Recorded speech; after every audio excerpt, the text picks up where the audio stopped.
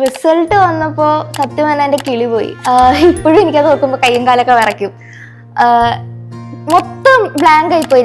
എനിക്ക് ആരെന്ത് പറയണം ഒന്നും ഞാൻ കേൾക്കില്ല. പാസ് എന്നുള്ള ഒരു വേർഡ് കണ്ടതും ഫുള്ള് ഞാൻ ബ്ലാങ്ക് ഔട്ടായി.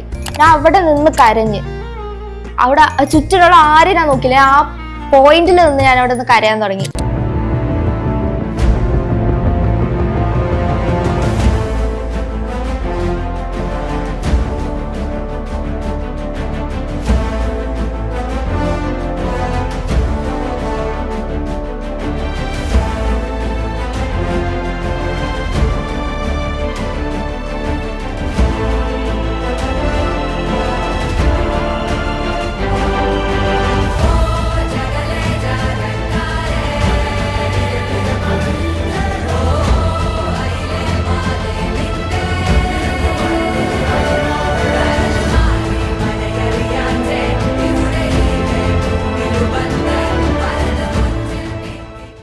ഹായ്, എൻ്റെ പേര് ഖദീജ.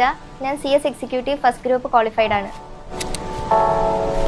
എനിക്ക് സത്യം പറഞ്ഞാൽ നല്ല സന്തോഷം തോന്നുന്നുണ്ട്. കാരണം ഇത്രയും വർഷത്തെ ഹാർഡ് വർക്ക്, ഞാൻ ഫസ്റ്റ് അറ്റംപ്റ്റ് അല്ല പാസ്സാവുന്നത്.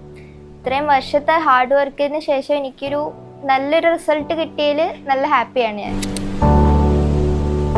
കാരണം കഴിഞ്ഞ അറ്റംപ്റ്റ് എനിക്ക് ജസ്റ്റിനാണ് പോയത്. കഴിഞ്ഞതിന് മുമ്പത്തെ അറ്റംപ്റ്റും അതുപോലെ തന്നെ കുറച്ച് മാർക്കിനാണ് ഞാൻ ഫെയിലായത്.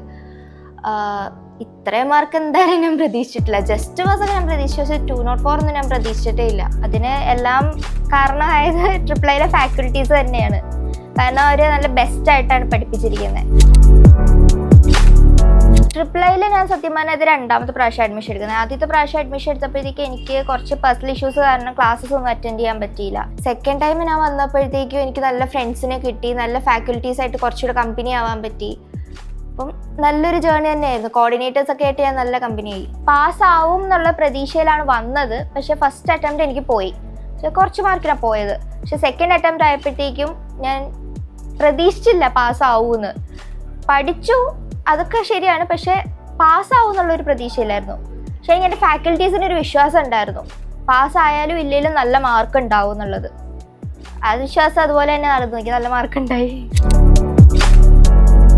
സ്റ്റഡി മെറ്റീരിയലും വർക്ക് ബുക്സും ഒരുപാട് ഹെൽപ്പ് ചെയ്തിട്ടുണ്ട് പഠിക്കാനായിട്ട്. എന്നുവെച്ചാൽ previous year question paper refer ചെയ്യുന്നതിനേക്കാളും കൂടുതൽ ഞാൻ വർക്ക് ബുക്സാണ് റെഫർ ചെയ്തിരുന്നത്. എനിക്ക് ഏറ്റവും ഡിഫിക്കൽട്ട് ആയിട്ടുള്ള 2 സബ്ജക്റ്റ് ആയിരുന്നു. ഒന്ന് CAFM പിന്നെ ഒന്ന് കമ്പനി ലോയും. അതിൽ CAFM എനിക്ക് അക്കൗണ്ട്സിന് ബേസ് ഇല്ലായിരുന്നു സത്യം പറഞ്ഞാൽ. +2 ഞാൻ കൊമേഴ്സ് ആയിരുന്നെങ്കിലും എനിക്ക് അക്കൗണ്ട്സ് ഭയങ്കര ടാസ്ക് ആയിരുന്നു. ഷാദർ സാർ നല്ലപോലെ ഹെൽപ്പ് ചെയ്തിട്ടുണ്ട്. പിന്നെ എൻ്റെ ഫ്രണ്ട്സ് ഹെൽപ്പ് ചെയ്തിട്ടുണ്ട്. പിന്നെ മെൻറ്ററായ ആലിയ മാം ഹെൽപ്പ് ചെയ്തിട്ടുണ്ട്. അങ്ങനെ ഞാൻ പാസ്സായതാണ് സത്യം പറഞ്ഞാൽ. ഞാൻ അധികം വർക്കൗട്ട് ചെയ്തിട്ടില്ല, എന്നാലും ഞാൻ വർക്കൗട്ട് ചെയ്ത് നോക്കി. ഞാൻ പിന്നെ വീട്ടിൽ ചെന്നിരുന്ന് ടെക്സ്റ്റിലുള്ള ഇല്ലസ്ട്രേഷൻ ക്വസ്റ്റ്യൻസ് എല്ലാം 3 വട്ടം ചെയ്തു. ആദ്യം ഞാൻ ഒരു പ്രാവശ്യം നോക്കി ചെയ്തു, രണ്ടാമത് ഞാൻ മനസ്സിലാക്കാൻ വേണ്ടി ഒന്നുകൂടെ ചെയ്തു, മൂന്നാമത് ഞാൻ കാണാതെ ചെയ്തു. അങ്ങനെ ഒരു ക്വസ്റ്റ്യൻ ഞാൻ 3 പ്രാവശ്യം വെച്ച് ചെയ്താണ് പഠിച്ചത്. അങ്ങനെ എനിക്ക് CAFMന് അത്യാവശ്യം നല്ല മാർക്ക് സ്കോർ ചെയ്യാൻ പറ്റി. പിന്നെ കമ്പനിയിലോ പ്രേം സാറും തന്നെ മാം അത്യാവശ്യം നല്ല എഫേർട്ട് എടുത്തിട്ടുണ്ട്. അവർ ഏറ്റവും സിമ്പിൾ ആയിട്ടുള്ള രീതിയിലാണ് പഠിപ്പിച്ചിരിക്കുന്നത്. അത്രയും ഡിഫിക്കൽട്ട് ആയിട്ടുള്ളൊരു സബ്ജക്റ്റ് എന്താ പറയുക, നല്ല സിമ്പിളായിട്ട് പഠിപ്പിക്കുക എന്ന് പറഞ്ഞ ഒരു ടാസ്ക് തന്നെയാണ്. പക്ഷെ അവർ നല്ല ബ്യൂട്ടിഫുൾ ആയിട്ട് തന്നെ എടുത്തിട്ടുണ്ട്. അത് സ്റ്റഡി പ്ലാൻ ആയിട്ട് എനിക്ക് അങ്ങനെ ഒന്നുമില്ല. ആക്ച്വലി ഞാൻ ശരിക്കും പഠിച്ചു തുടങ്ങിയത് ലാസ്റ്റ് 2 months ആണ്. പിന്നെ ഞാൻ ഒരു ദിവസം 8 മണിക്കൂർ 10 മണിക്കൂർ വെച്ചിരുന്ന് പഠിച്ചു. സ്ട്രെയിറ്റ് ഇരുന്ന് പഠിച്ചില്ല, ബ്രേക്ക് എടുത്താ പഠിച്ചത്. അങ്ങനെ ഒരു കാര്യം എന്നെ നല്ലപോലെ ഹെൽപ്പ് ചെയ്തിരുന്നു. പിന്നെ ടെക്സ്റ്റ് ബുക്ക് നല്ലപോലെ വായിച്ചു. ടെക്സ്റ്റ് നിന്നാണ് ഞാൻ പ്രിപ്പയർ ചെയ്തത്. ടെക്സ്റ്റ് നിന്നും പിന്നെ സാറുമാരുടെ നോട്ട്സും. ഞാൻ കൂടുതലും റിലൈ ചെയ്തത് സാറുമാരുടെ നോട്ട്സിലായിരുന്നു. റിസൾട്ട് വന്നപ്പോൾ സത്യം പറഞ്ഞാൽ എൻ്റെ കിളി പോയി. ഞങ്ങളപ്പോൾ ബിസ്മിയിൽ നിൽക്കുകയായിരുന്നു. അപ്പോൾ ആ സമയത്താണ് അവിടെ നിന്നാണ് ഞങ്ങൾ റിസൾട്ട് ചെക്ക് ചെയ്യുന്നത്.